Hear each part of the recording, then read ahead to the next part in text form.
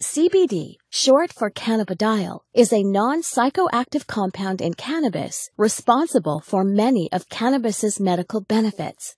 On the other hand, THC, short for tetrahydrocannabinol, is the psychoactive compound in marijuana that causes the high associated with cannabis use. They are two completely separate cannabinoids, which are a class of chemical compounds that interact with special receptors in our body called cannabinoid receptors.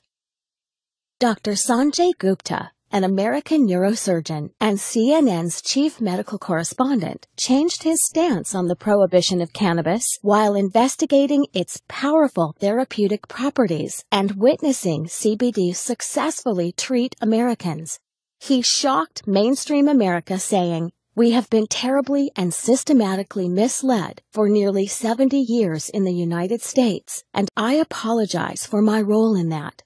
Through Dr. Gupta's review of the history of cannabis, he found that it has been a legitimate medicine for at least 3,000 years. And Dr. Gupta isn't alone in supporting cannabis research. The director of the National Institute on Drug Abuse, Dr. Nora Volkov, testified before the Senate saying that CBD appears to be a safe drug with no addictive effects, and the preliminary data suggests that it may have therapeutic value for a number of medical conditions.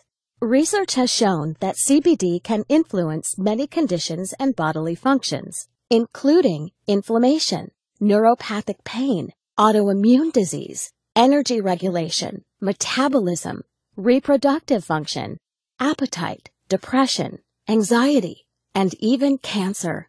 But how can one cannabinoid affect so many bodily processes without causing adverse side effects?